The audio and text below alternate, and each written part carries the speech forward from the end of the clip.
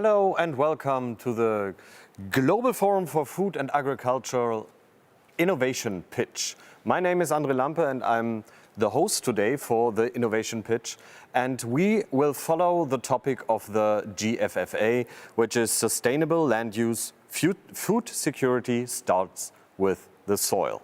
And for this Innovation Pitch we have 6 exciting projects who will present for 5 minutes and tell them what they have in mind for soil health and everything that has to do with food security thought from the soil up. And after the 5 minutes, everybody gets asked question from you, if you like, also for 5 minutes. And directly after the innovation pitch, you have the opportunity to go into the deep dive with one of your favorite projects you will hear from today. And in the deep dive, you can ask thoroughly questions and get into a discussion with all the people from the project, if you like. But you have to register at GFFA-berlin.de for that. And also, when you want to ask questions in chat, you have to register also at GFFA-berlin.de. Then you get the option to participate in chat, and we have people in the back office who will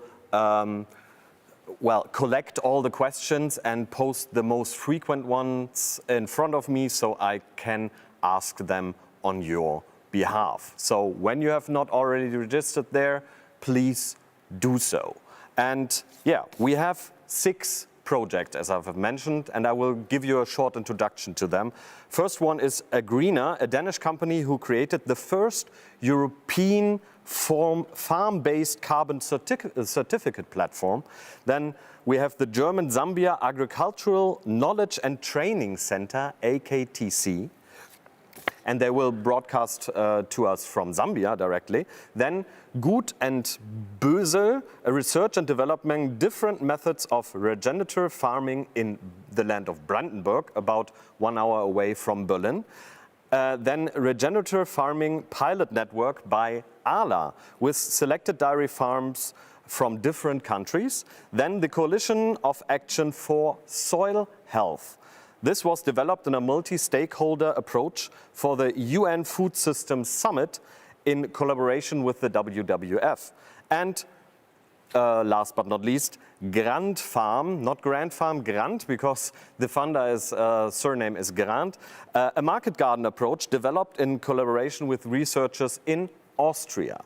And now, with not much further ado, remember, register at GFFA-berlin.de. And now, with no further ado, we go to our first participant and to the first 5-minute talk from Agrina, and I welcome Erica Johnson. Hi, how are you doing? Hi, good afternoon. Doing well. How are you? I'm very well, and I'm excited to hear from Agrina. So when you are ready, 5 minutes are yours. Please, go ahead. Great.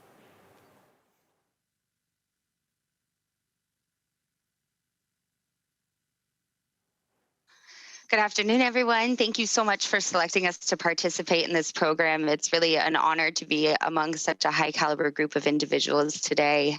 My name is Erica Johnson, and I am the Sustainability Affairs Officer here at Agrina. We're a Danish farmers first startup founded by agricultural professionals and tech savvies and farmers based out of Copenhagen, with 46 mission-driven individuals and field teams that are now in the UK and Poland. Our focus at Agrina is really on empowering farmers to choose more sustainable farming practices by giving them the tools and the resources to farm for the climate. And as mentioned, we are one of the first internationally recognized CO2 equivalent certification programs to offer reward and recognition for farmers who are focusing on soil and sustainable farming practices. So soil is one of our planet's most important ecosystems, supporting all life on Earth, and 95% of our food is directly or indirectly produced from our soils. But what we've seen is, due to poor farming practices and over-intensifying soil, it is becoming degraded. Conventional farming practices are depleting the soil and releasing carbon, and is releasing carbon. 33% of the Earth's soil are already degraded, and more than 90% could become degraded by 2050, according to FAO. So we're really in a state of urgency now. But FAO also estimates that the global potential for sequestering carbon through our soil to be 20 billion tons of carbon over the next 25 years. So by adopting conservative agricultural practices, farmers can turn their soil into carbon sinks and regenerate the soil in the process, while also increasing profits and resiliency. But today, what's held back a lot of farmers in the development of our program and working with farmers for this, we found that the two major blocks that we're seeing, or barriers to transitioning the switch, has been based primarily on financial barriers, operating at very low margins, but also the knowledge barrier, knowledge gap, having hundreds of years of yield optimization with conventional farming as the norm, and there also being a high level of inertia. So at Agrina, with the Agrina Carbon Program, we've actually worked to enable farmers to transition through connecting them to the voluntary carbon market to bridge the financial gap that exists, but also connecting them to specialist advisors to bridge this gap on the knowledge perspective. We're now working with more than 160 farm advisors. So on the support side with farmers, we have built a platform that removes friction so that farmers can join the green economy. On the support side, we have an online help desk and learning center, as well as best practices and strategies that are readily available for farmers, and then direct connection to trusted advisors, both externally and internally. Our program is basically, we've developed one of the first soil carbon, we've become one of the first European companies that are accredited to ISO 14064 standard. So this is the internationally recognized standard to quantify, measure, and report and verify GHG emissions. Our methodology quantifies carbon sequestration and reductions on a field-by-field basis to produce carbon certificates, which can then be used to sold and offset unavoidable emissions, and as a support mechanism for farmers. We've done this by aligning to the IPCC guidelines on GHG quantification, and developed our program with field level actuals over the past 5 years across multiple practices, incorporating the Lucas EU solar map and climatic inputs and GHG inputs from European universities that have developed the Cool Farm tool, which is recognized by some of the largest food companies in the world as a scientifically independent and robust GHG modeling platform. On the verification side, we've developed an innovative approach to provide scale. So we use remote sensing satellite imagery combined with NDVI algorithms to track biomass buildup and in-field behavioral patterns, and then also have an advanced analytics system that identifies outliers and off-pattern deviations for follow-up, combined with site visits. And then on top of this, we work with third-party verifiers to verify all of the reductions that have been made.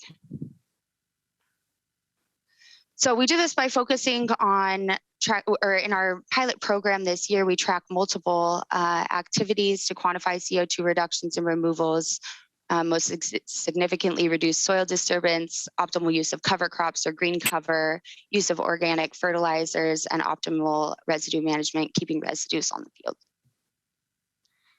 We do have minimum requirements for our program. We do not allow for the burning of biomass on fields, and also due to sequestration reversal, the program does not allow for traditional tilling. To avoid reversals of GHG removals, and thus to ensure the validity and tradability of our certificates, the program has a robust minimum adherence policy that applies throughout the contract period, and we have a permanence buffer for 25 years on our certificates. In the first year of our program, we've seen significant success. We started in Denmark. We're now operating at the pan-European level with farmers participating in the program in more than 8 countries, ranging from Russia to Moldova, to the UK, excuse me. And we have, in this first year, our first harvest year that we closed out, we had approximately just over 150 registered farmers that have enrolled more than 50,000 hectares into the program, equivalent to 72,000 football fields. And as you can see on the left, the rate at which our growth had happened over the year and just this initial launch is significant.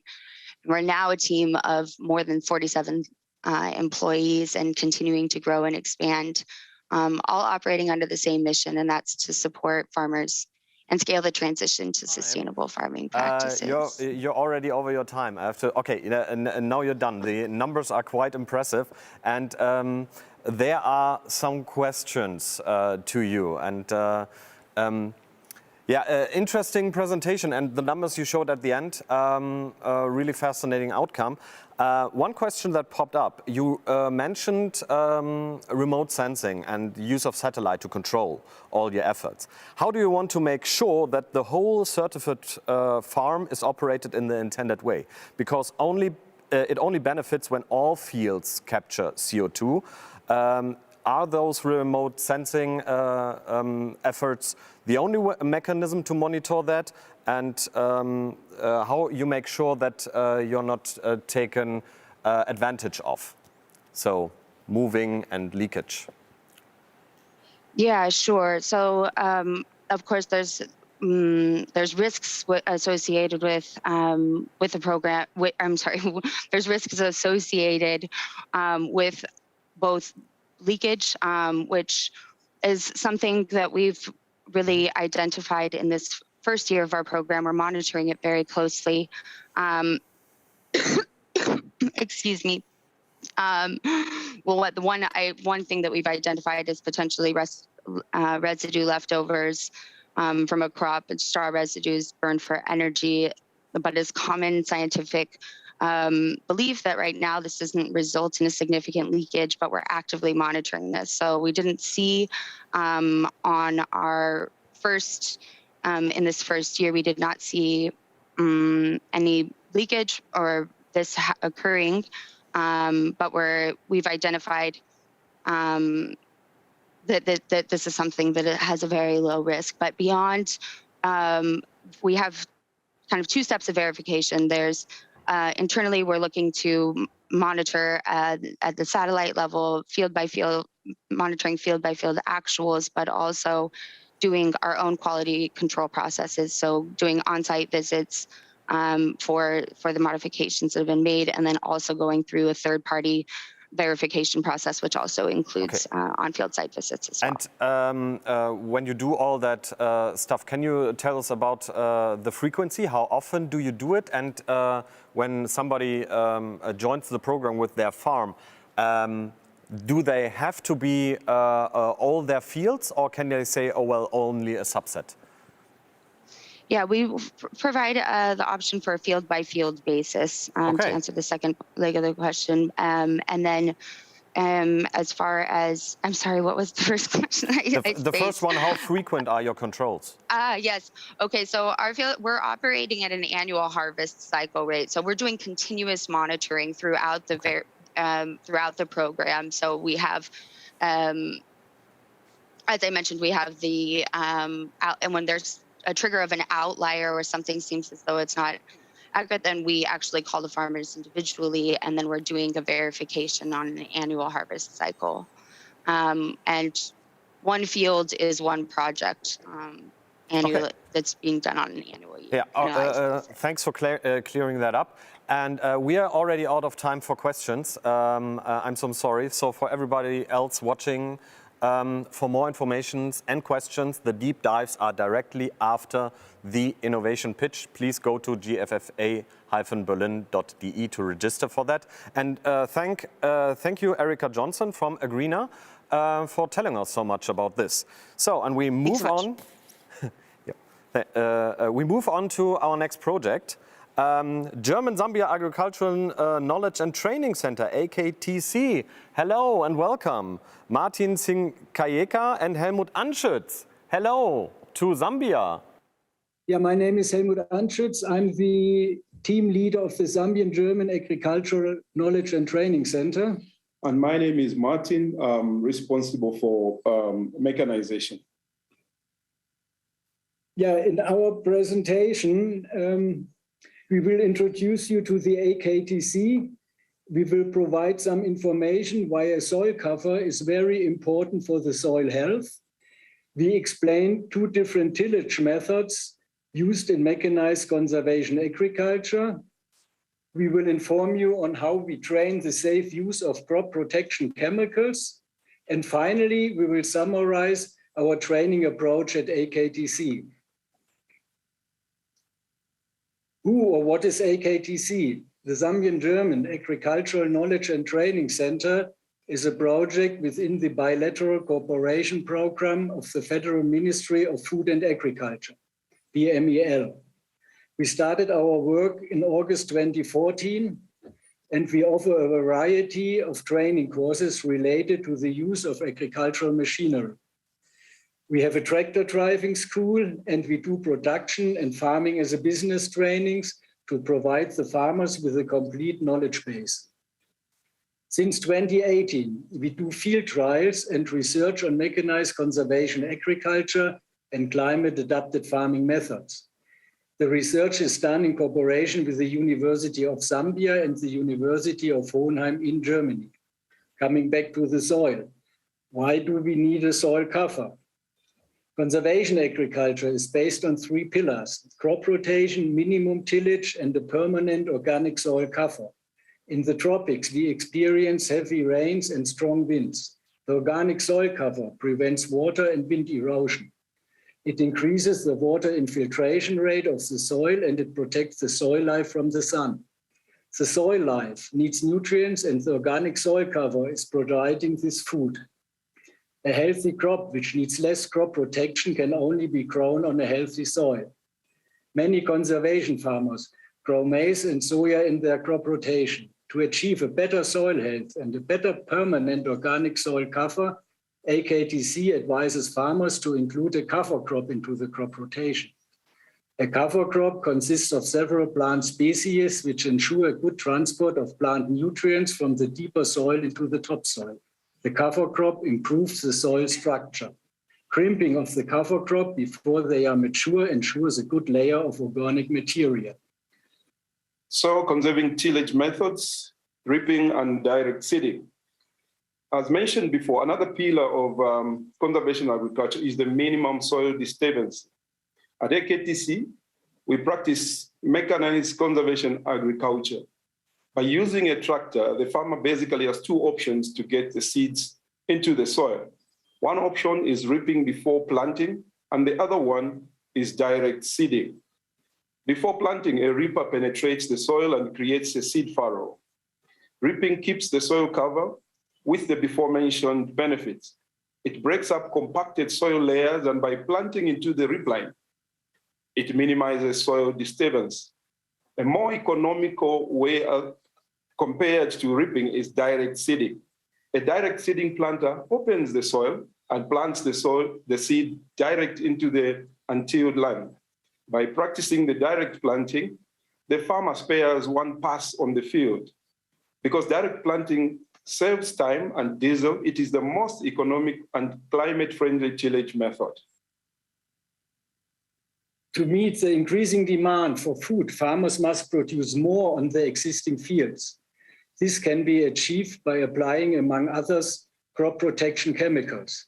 To minimize the effects of chemical usage to the health of the farmers and consumers, AKTC provides training to tractor service providers and farmers in professional crop protection and application. This training course intends to reduce the exposure of farmers to the chemicals, and it reduces the application rate at large. From trials to practice. Let us close this presentation by pointing out some of AKTC's innovative approaches. AKTC is a hands-on training center, which immediately transforms research results into practical advice and training. The farmer trainings take place in our classroom and on the fields. The farmers can see and also apply the different farming methods we are teaching. We are emphasizing on soil quality and soil health as a sustainable success factor for farming. We want to convince farmers to practice conservation agriculture by pointing out the ecological and economic advantages. AKTC is a leading project in mechanized conservation agriculture in sub-Saharan Africa and fits perfect into the regional concept of BML's bilateral cooperation program for Southern Africa. Thank you very much for your interest in our work. And thank you, Martin and Helmut, for this presentation and insights of all the projects you are doing. And we have already some questions. And when you have further questions, please head to the chat and type them in. I will ask them. But at first, I want to ask your training methods. And you showed pictures from the training on machinery and stuff like that. Can you walk us through how that works? How long is the duration of such a training course, and what can be achieved? What is the main topics that need to be taught in that to make soil health better? Yeah, thank you very much for that comprehensive question. Starting with the length of the training courses, we have one-day courses up to courses which last for 2 weeks, so basically 10 training days, where we combine several trainings together, and the daily trainings are about one topic. So one topic, for example, would be calibration of fertilizer spreader or calibration of seed drills, and coming regarding to the soils. Due to our research, we modified the equipment we are using. Basically, you cannot buy equipment from the shop. It needs no modification so that it can be used at our place. And that's what we try to explain the farmers as well, how they can modify their equipment in order to work on their farms for their specific soil, so on their specific soils. Okay, quite interesting. So the appliances for a tractor, for example, need to be modified, you said. What are the prerequisites for doing farming in the region you are working at? And you also mentioned in the talk about direct planting, a no-till effect approach, when I've got your meaning right. What are the challenges where you're working at? How's the soil different compared to other areas of the world, and what challenges you have with that? Andre, thank you so much for that question. The issue of modification is a special one in the sense that the modification will entirely depend on the types of soils that you are dealing with. In Zambia, where we are at the moment, there are different regions, and each region has got its own peculiar kind of soils.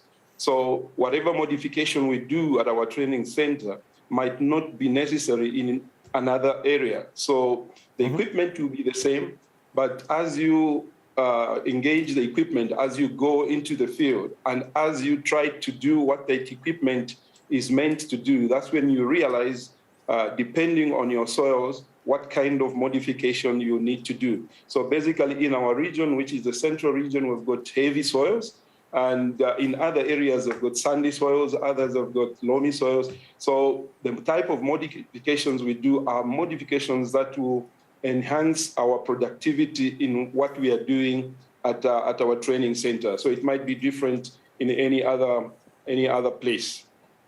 Okay, yeah, thanks for answering that. And from chat, the user Carla is asking, what role do seed-resistant varieties play in the training courses?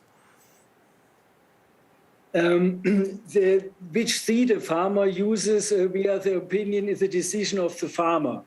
So what we are training is basically the technology, the precision in planting. How do you get a precise planting pattern? How do you plant the seed into the right depth, the right distance, right plant populations? So we are not elaborating or training on different seed varieties. From time to time, we invite seed companies who can answer those questions to our trainees. But as AKTC, we don't do that in our trainings. Okay. Yeah. Thank you so much for answering the questions and giving us insights and the talk about the project in Zambia. That's all the time we have. And after this innovation pitch, you have the opportunity to join Martin and Helmut for a deep dive. Please go to gffa-berlin.de. This is the GFFA innovation pitch. And we go to our next participant.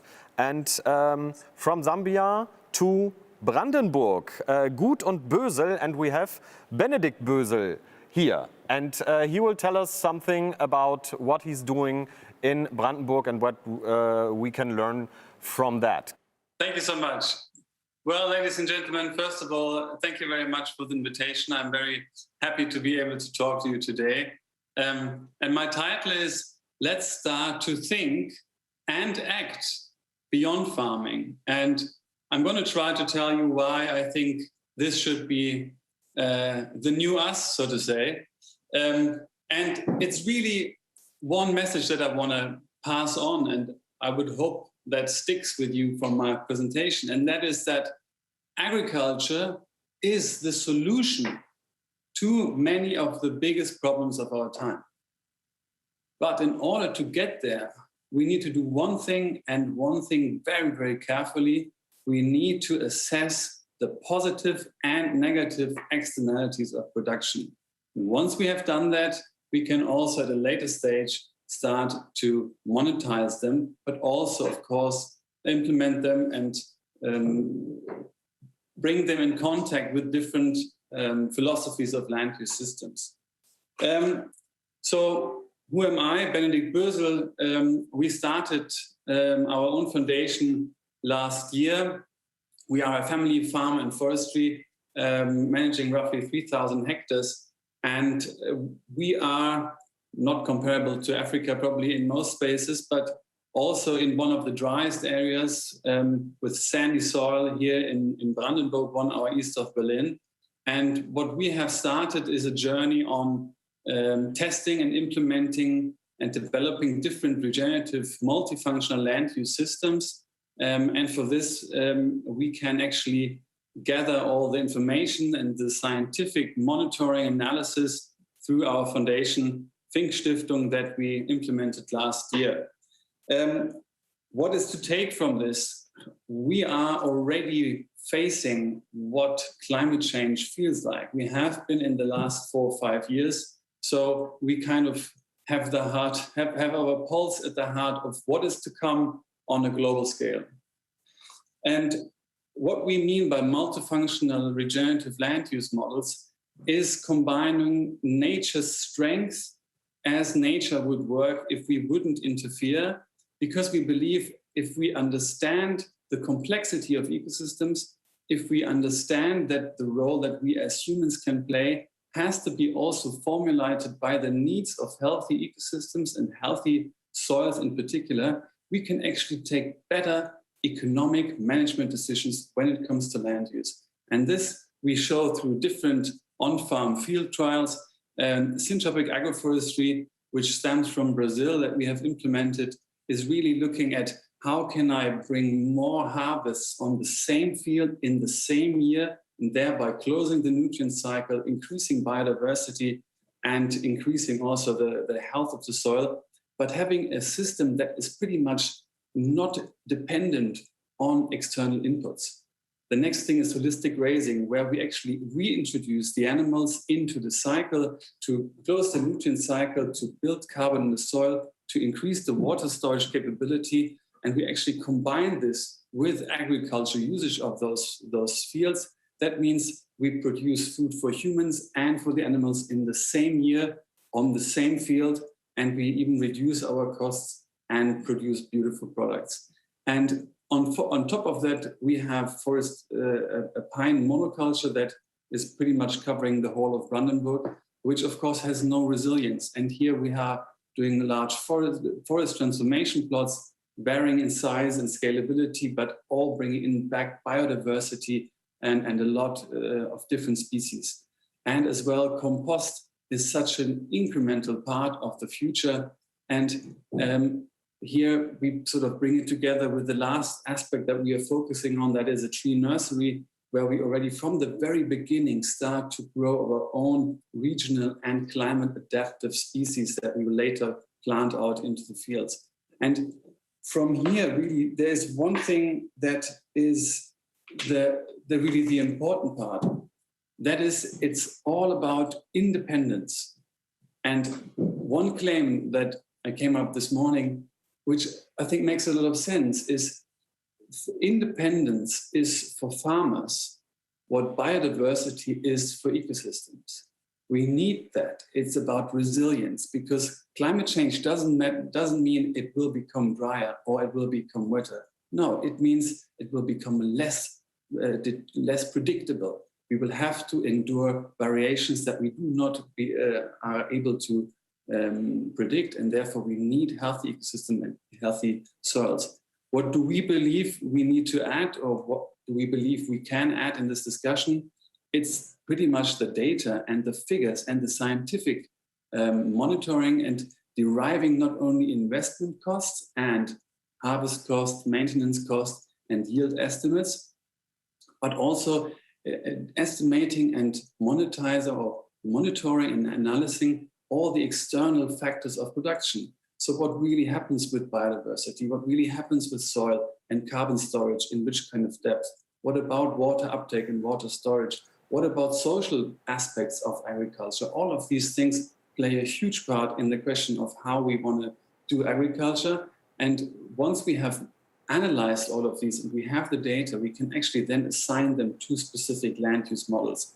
And our focus, of course, is multifunctional land use model, agroforestry, silvopastoral models. And we believe that this is a great way of actually establishing potential for the future. Benedict, you're already a little bit over time, or not only a little bit, a minute. Okay, wonderful. Let me just finish the last part. When you can do it in 2 or 3 sentences, I would be happy. Wonderful. I will make it short. It's really about the holistic assessment of agriculture, of land, people, and ecosystems. And we can get there if we start to assess all the decisions that we take with regards to land use models through a precise analysis of the positive and negative externalities. And if we do that, we will reach an understanding that agriculture is the key to solving the biggest problems of our time. And the future is bright if we understand that it lies beneath our feet. Thank you very much. Thank you, Benedict. There are a lot of questions coming in. One from chat is what changed framework conditions would be needed to scale this form of agriculture more quickly and cost effective? Well, to be honest, it's an easy question, but a difficult answer. Well, first of all, what we need to do is we have to completely transform the education program, the financing program. We have to assure access to land. We have to assure access to finance and different forms of finance for people that are in farming. We have to change the subsidy system. So there is huge things that we need to address. If you ask me, we also have to put more, let's say, pressure on companies to take over responsibility for ecological and social side effects of what they're doing. But the thing is that we are in a situation that many farmers all over the world are stuck in their production systems. They have been investing, they are high in debt, they have specialized because for a long time we wanted as much food as possible for the lowest price. And now we need to question ourselves, how can we help them to get out of there? And that's really the big thing. We can talk about all the cool things that technology might be able to do at some point. But the reality is we need to help the farmers now, and we need to be fast about it. And technology that keeps on us in the circle of exploitative philosophy of land use models, making the farmers even more dependent, that is not the right solution. We need to use technology to have a humble view on the complex ecosystems of nature, that will enable us to become more profitable, and that's really what we need. Yeah. You mentioned in your talk development of software and technologies. Which software and technologies were not available to you at your farm when you started to develop them? Can you walk us through what you have to invent for that? What made it that you have all these great ideas implemented at your farm in Brandenburg? And maybe a quick answer. I'm sorry, we are quite pressed on time. I will try. I took over the farm in the end of 2016, and in the beginning, because I came from the technology, venture capital, agriculture, startup side, I thought technology is the key. But I realized that a lot of the technology is still in that same system, that same understanding of being sort of exploitative with ecosystems. So if your baseline assumption of agriculture is horizontal monoculture, one harvest per year, that's not going to be good enough. It is not a really intelligent system. We need to combine more species, more plants, animals, trees into the landscape. And if we do that, then we can bring in technology to help us understand the complex interdependencies of the plant and the soil and the animal. And that's how we can really change it. But for now, too much of the technology is unfortunately going into a direction where I would rather not see it go. Okay. Thanks for answering all the questions, and thank you, Benedikt Bösel from Gut und Bösel, to tell us about their approaches. Thanks for being here. Yeah, and when you want to ask a question in chat, you have to register to gffa-berlin.de. Please go there and use the chat extensively. I will ask your questions, promise. So, and we go next to the next project, which is called the Regenerative Farming Pilot Network by ALA. And hello and welcome to Kaspar Tormund Nielsen. Hi, how are you? Hi, I'm great. Good, that is great to hear. When you are ready, I'm really eager to hear about the network ALA started with selected farmers from different countries. So the floor is yours. Thank you very much, and I'm super excited to be here with these innovative colleagues. It's a great pleasure for me to present this, and on behalf of, you can say, the old lady I'm working for. It's ALA Foods and more than 9,000 farmer owners. We are super proud to be here to talk about the regenerative farming pilot that we are undertaking as a company, and the journey that we are on. A little bit first on the old lady that I'm working for. She's it's a dairy cooperative, so we are owned by 9,400 farmers. We produce almost 14 billion kilos of milk every year. So it's obvious that when we do something, we have a huge responsibilities, but also, of course, also a huge possibility to make a change. So when we move, you can say we move the whole dairy production.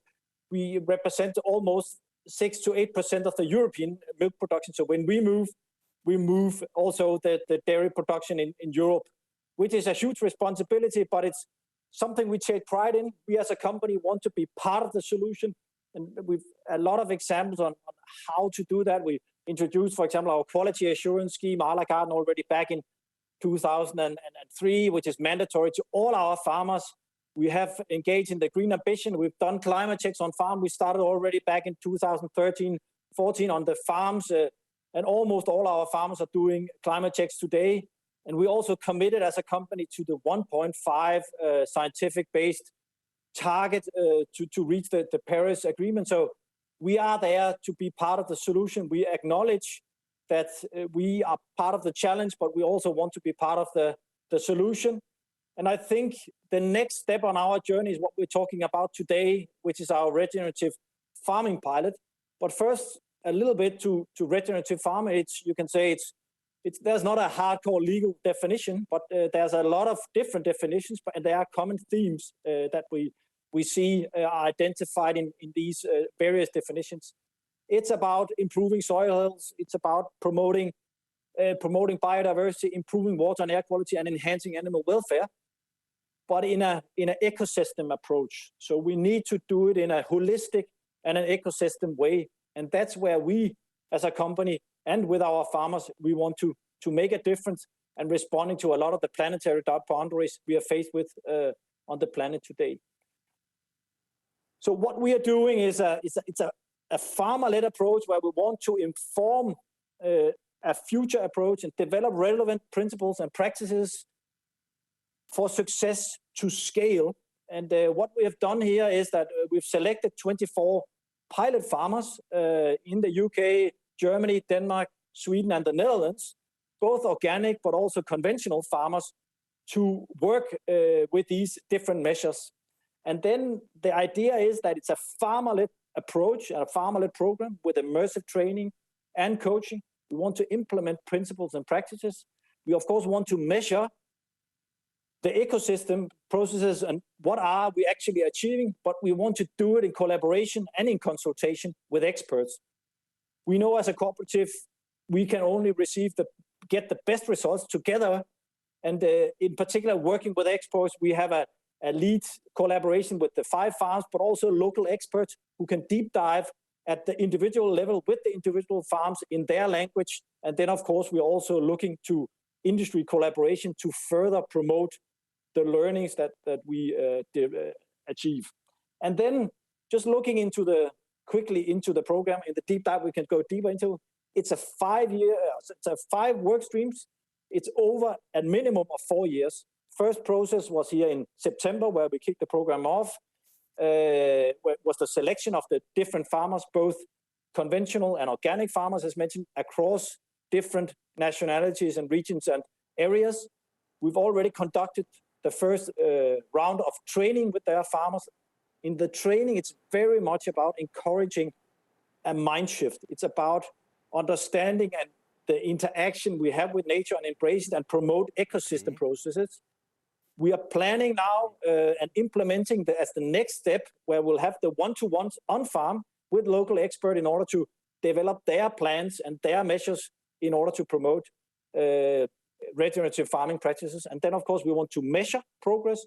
The first year will be very much about creating a state of play status. Where are the farms in order for us to measure progress as we move along in the program. And then a very important part is knowledge sharing. It's knowledge sharing the farmer to expert, but also the pilot farms with each other at regional level, but also across markets. But also the pilot farmers share their knowledge with the other ALA community of 900 organic farmers, but also the 9,000 farmers in total, so sharing the knowledge. And of course also externally share the knowledge and our learnings with external. This leads to many more questions, and you're already out of time. So, and there are... Just a quick one. In the deep dive, you can even meet one of our farmers, Grill, and my expert colleague, Anna-Karin Modi Edman. Looking forward to meet you in the deep dive, but ready for questions. Okay, yeah. Thank you so much, Kaspar Tormod Nielsen from ALA.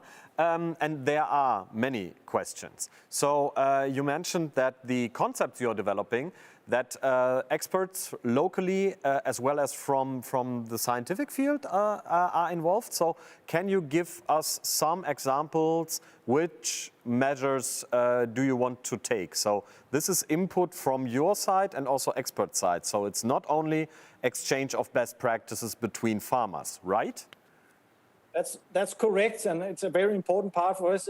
As one of our farmers states, we don't know what we don't know yet. And it's very much about creating that mind shift. And here we've engaged with one of the 5 farms, they are called, which are you can say the leading expert in developing the program, together with us setting the agenda, but then together with our farmers.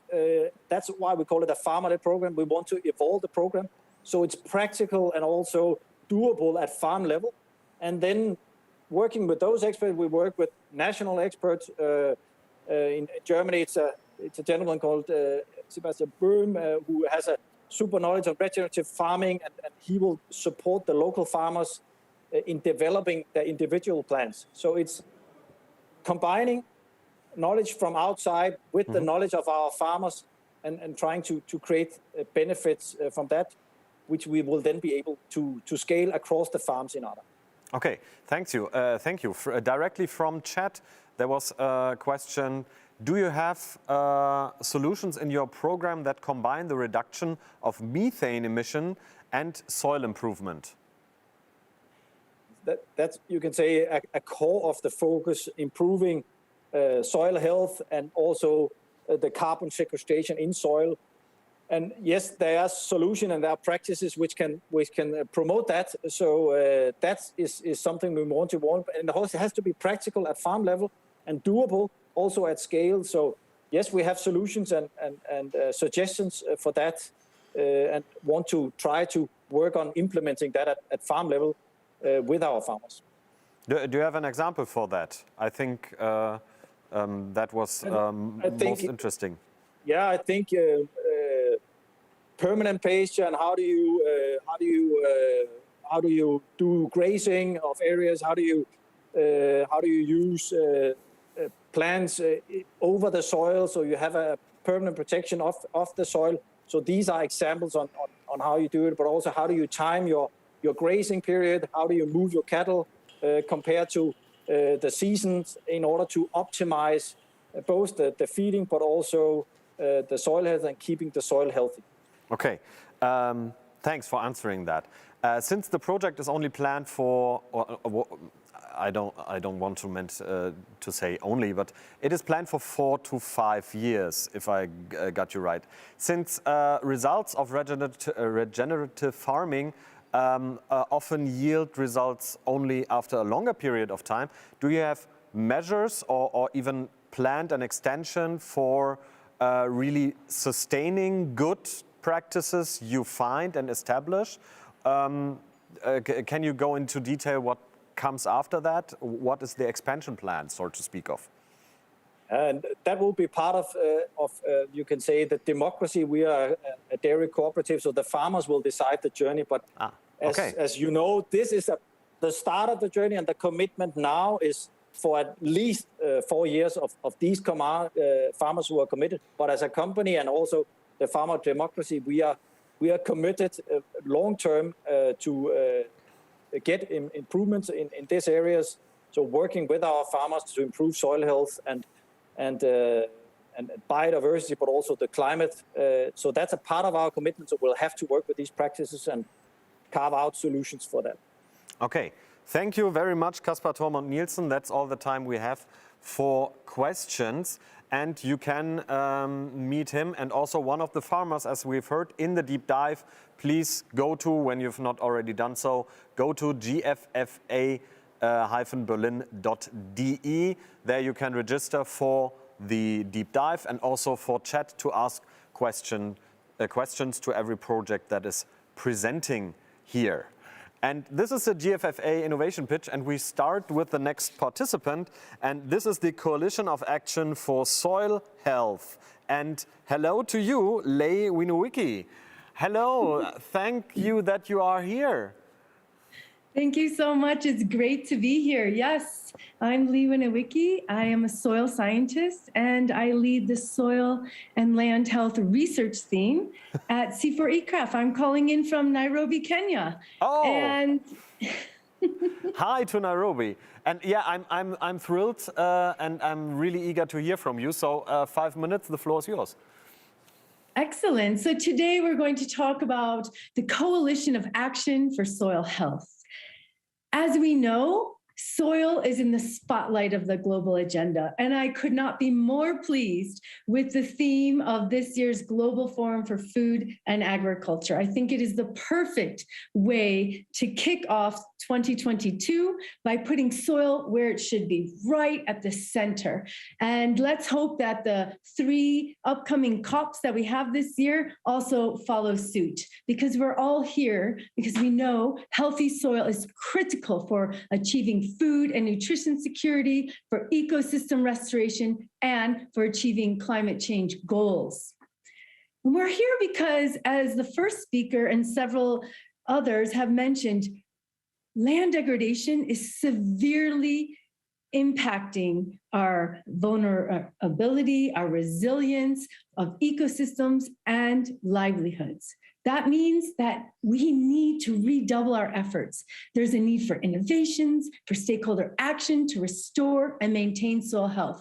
All those organizations are doing an amazing job, and we have to keep this momentum going to make sure that eventually, soon, we can start saying we have a decrease in land degradation each year. And I think all of the previous speakers would agree that their efforts are contributing to that. So because of this need to redouble our efforts, the UN Food Systems Summit held a stakeholder process where member states and civil society contributed game-changing solutions. We gathered these game-changing solutions, and what became rooted through the process of the UN Food Systems Summit was this new coalition. It's the Coalition of Action for Soil Health. It has a very simple objective: improve soil health globally. And we must do this by addressing the critical barriers that currently constrain farmers from adopting and scaling healthy soil practices. For example, the first speaker was talking about incentives for the carbon market. This coalition is going to address implementation, monitoring, policy, and investment barriers in order to scale soil health. Now, allow me to just spend a minute on this slide, because we really have been bringing together expertise globally from farmers and governments to really identify the critical nodes for a systems change to support farmers, producers, consumers, land managers, pastoralists. So on the left, we talk about this need for robust and rapid monitoring systems. I'm a scientist, and we know that there's power with knowledge. So we really want to translate science into action. Then there's the capacity building for and co-learning about soil health innovations. We just heard there are no silver bullets. These innovations must be tailored to the context. On the right side, we talk about these financial incentives that need to be equitable and transparent, and this requires a collective action of multi-stakeholders and really this enabling environment to support evidence-based policy. Let's hope that we can encourage more governments to include soil health, soil carbon in their NDCs. The idea here is to build synergies with existing initiatives, and we see the focus of soil as a unifier and the championing the business case for private and public sector. Our coalition members continues to grow. This is a call for anyone interested to join. We have NGOs, we have private sector, member states, civil society, research, because we're translating science into action.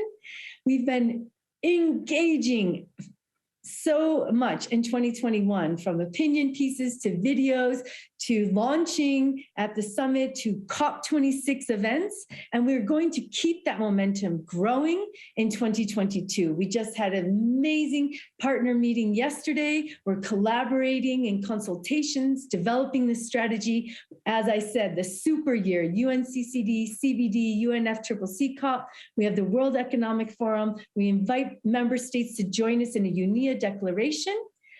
And in closing, because I know we're out of time, we really want to leave everyone with the message that through stewardship, we can improve soil health. We must increase our financial investments in soil health. This coalition of action can help fill these gaps. We want to remind everyone it's about encouraging farmer innovation and to translate science into action to inform policy and decision. Thank you so much for the time. Lei, thank you so much to being so on point with your presentation, on point not only on the topics, but also on really only taking 5 minutes. There are a lot of questions I want to ask. So you mentioned you're a scientist. I'm a scientist myself, and the big question which popped into my head is, how do you make sure that your rigorous monitoring you're planning to do of soil health gives you reliable results so that actions are truly evidence-based? Because there are so many factors that can blur that locally, stuff like that. Have you an answer to that?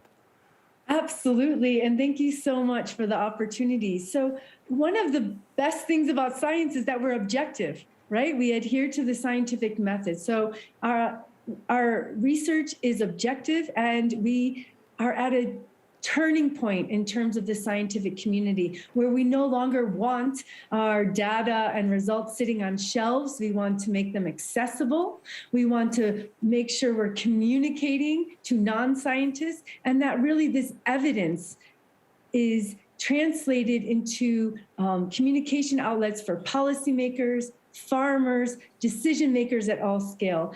And yes, my expertise is actually in monitoring soil organic carbon dynamics. And I think that right now we are having amazing opportunities to bring robust monitoring from the field scale to the regional scale to the global scale. And I couldn't agree more with you. We need to make sure our science and knowledge has local relevance and global relevance. Okay, so following up on that, you're speaking of open science practices, so that you make not only the results open, but the data, and also have science communication on the top of your mind, not only to the broader public, but also to policymakers. Am I getting that right? Yes, absolutely. And we actually call this a co-design process. So we are actually co-designing tools for displaying, visualizing, and sharing data with the end users. We are not separating the end users from the data collection or the visualization. It's so important that we're engaging together with all stakeholders across the entire process, and that I may love box plots to display variation in soil carbon. Me too. But someone else may prefer a table or a pie chart. This is a simple example. So we need to make sure we're displaying and communicating these data so that it is understood and internalized to ensure we have evidence-based decision making. Okay, time for one more question from our GFFA chat. In what ways or capacity can private individuals get involved in your project? This is absolutely a great question. I will share the link to the UN Food Systems Summit community and the Coalition of Action for Soil Health. And you just click the button, I'm interested, and we will respond. And we are getting responses every day, new countries signing up. Everyone is invited. It is a coalition of action for soil health. We need to come together and scale healthy soil practices globally. Okay, thank you, Lei. That is all the time we have, and thanks for answering all the questions. And I think you will be also available for the deep dive. And we already seen him in chat, a lot of interest in that. Thanks for being here, Lei. To take part in the chat and also in the deep dive after this innovation pitch with the different projects, register at gffa-berlin.de. And now we come to our next project, the last one, but definitely not the least one. This is a Grand Farm, or Grand Farm, and I say hello to Alfred Grant. Hi. Hello, everyone. Hi, Andre. How is the weather in Austria, where you're sending from? It's sunny, but super, super windy. So I hope you don't hear the storm. No, you're coming across perfectly. So, 5 minutes, the floor is yours. I'm eager to hear about Grand Farm. Yeah, thank you very much. First of all, thank you for inviting me. It's an honor to be here. Growing food, soil, and people at Grand Garten at the same time.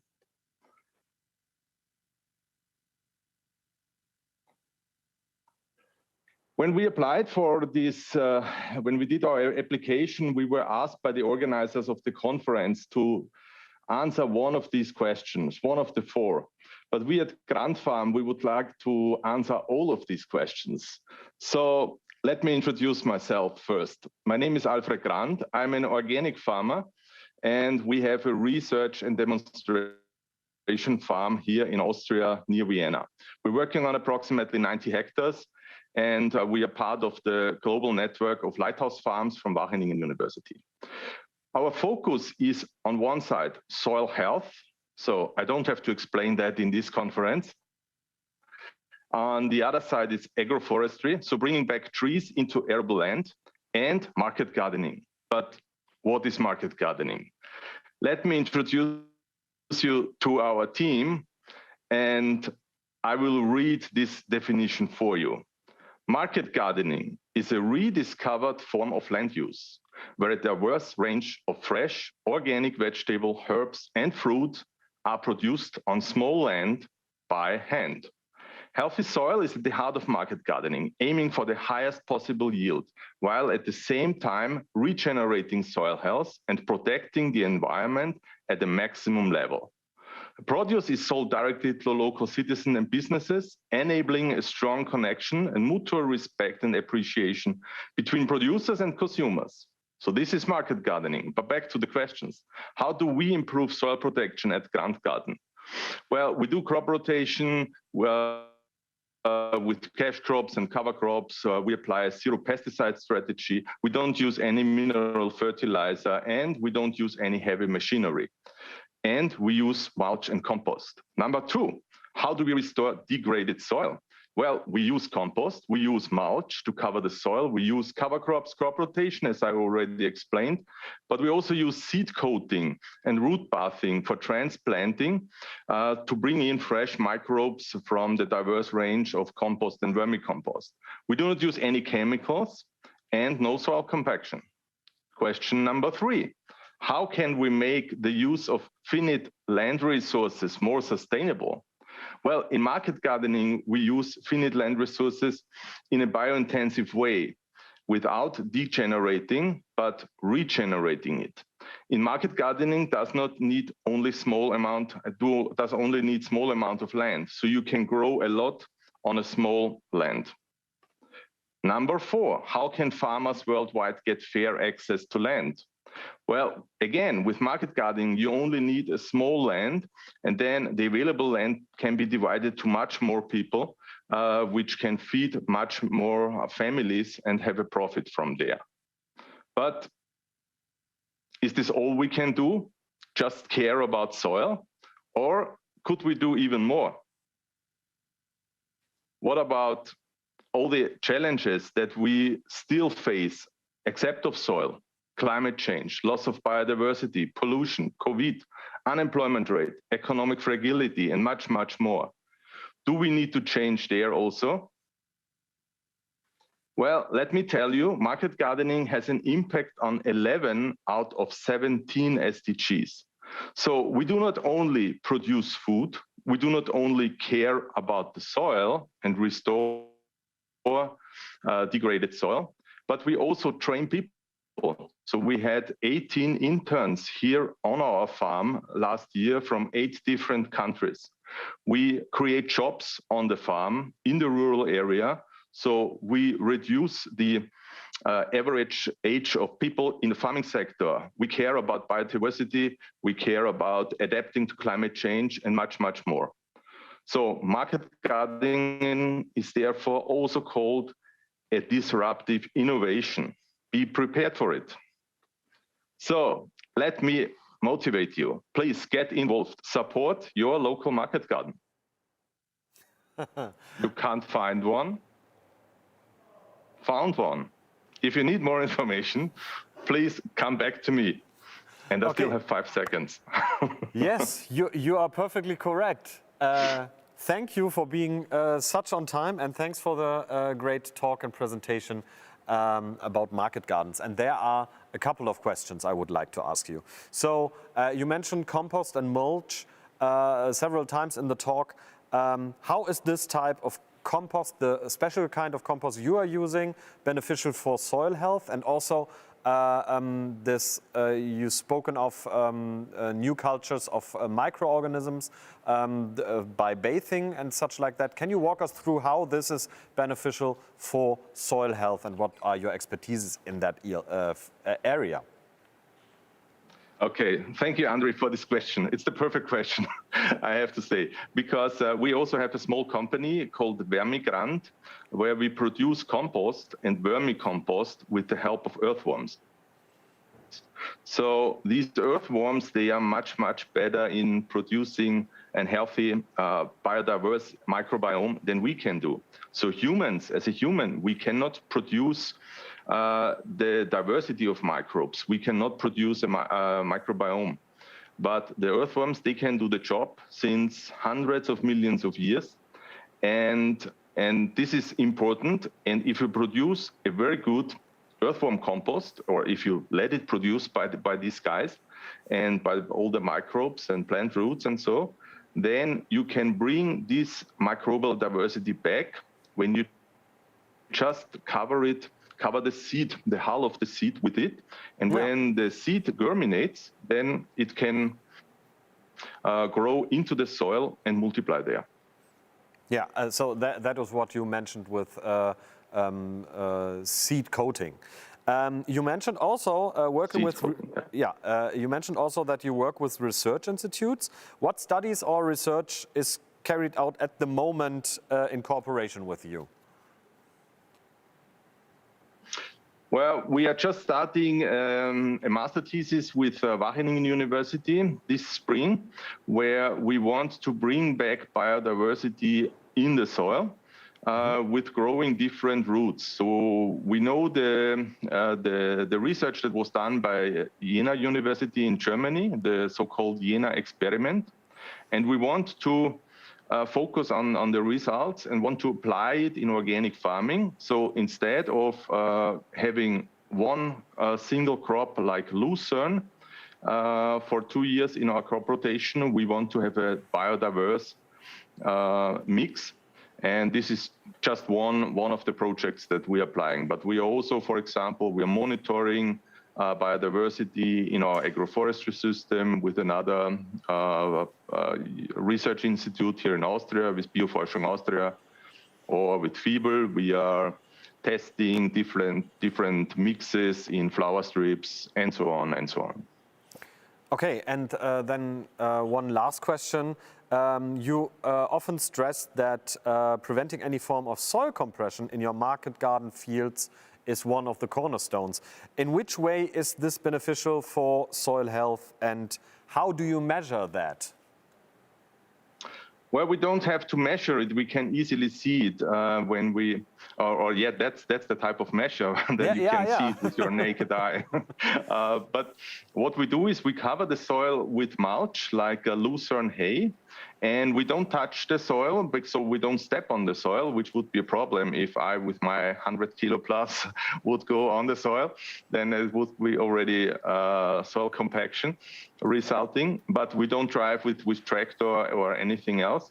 And then the earthworms, if you support the earthworms with the mulch, then the earthworms, they do the digging. So they dig into the soil, they create these earthworm burrows where airflow can be established in the soil, the root can grow, microbes can help to support, and so you get healthy soil as you would wish to have it. Okay, Alfred, thank you so much for answering all the questions and the great presentation and the call to action at the end. So when you don't find a market garden, then found one. I really like that. Thanks for being here. And also, Alfred is available for deep dives at the end. Yes. So this was the GFFA innovation pitch. And the topic of this year's GFFA is Sustainable Land Use Food Security Starts with the Soil. And I think we've seen 6 interesting, ambitious, fascinating projects. And when you have not already done so, go to gffa-berlin.de to go into a deep dive with those 6 projects. And we see them all together here again. Everybody is waiting for people to join them in the deep dive. Thank you to you that you've taken the time and presenting us the different approaches, and that you have also reserved more time for individual questions right now in the deep dive. Thank you for being here, watching the innovation pitch, and when you liked it, when you have learned something new, use the hashtag GFFA on your favorite social media platform and tell us what you liked, share something, and maybe get also in contact with our great projects that had the opportunity to present here. So this was the GFFA Innovation Pitch. Deep dives are at the end. My name is André Lampe. It was a pleasure to be here and to present to you 6 great projects. And I wish you all a really fruitful, big discussions and a great GFFA further on from this day. Have a nice one.